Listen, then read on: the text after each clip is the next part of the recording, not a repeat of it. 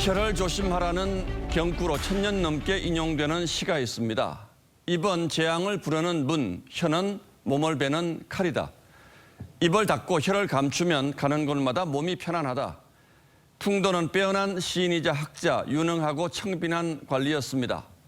당나라가 망하고 송나라가 다시 중국을 통일하기까지 70년은 5 왕조 10나라가 명멸한 그야말로 난세였습니다.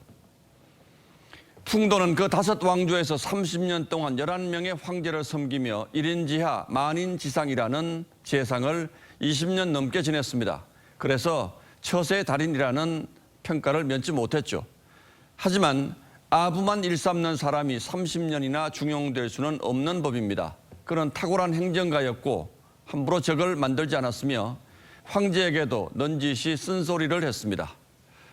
군주가 아니라 나라와 백성에 충성하며 끝없는 전란 속에서 적어도 백성 100만 명의 목숨을 구했다는 얘기도 들었습니다.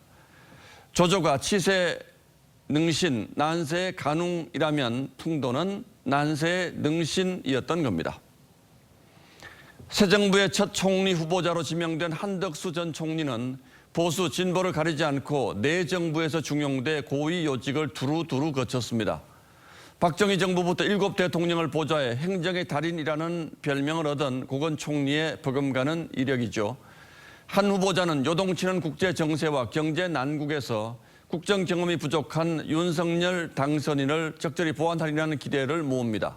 당선인과 한 목소리로 협치와 통합, 권력 분산과 책임 총리를 말하는 것 역시 시대 정신에 부합합니다.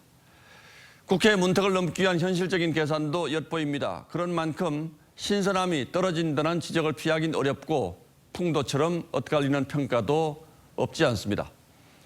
노무현 전 대통령은 당선자 시절 총리는 몽도를 받쳐주는 받침대여야 한다고 했습니다. 그렇듯 8살 위 고건 총리는 노 대통령을 예우했고 두 사람 사이에 껄끄러운 소리가 나온 적은 거의 없었습니다.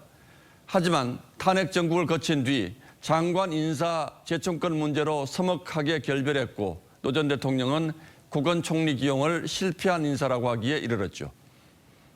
총리의 권한을 둘러싼 이견이 두 사람을 갈라놓는 분기점이었던 겁니다. 윤석열 정부가 직면할 정국은 그 어느 정부의 출범 초기보다 가혹할 거라고들 합니다. 당장 지방선거를 눈앞에 두고 있고 나라 안팎의 사정도 만만치 않습니다. 자칫하면 큰 바다로 나가 보기도 전에 배가 좌초할 수도 있습니다. 그런 점에서 한 전 총리 기용이 적절했는지 의문이 있을 수 있습니다. 때문에 한덕수 후보자에게는 난세 능신을 넘는 슬기와 경륜을 펼쳐 보일 과제가 놓여 있습니다. 그리고 이 모든 것보다 중요한 건 윤석열 정부를 선택한 국민의 뜻이 무엇이었는지 깊은 성찰이 있어야 할 겁니다. 4월 4일 앵커의 시선은 나라와 국민만 생각하기를 이었습니다.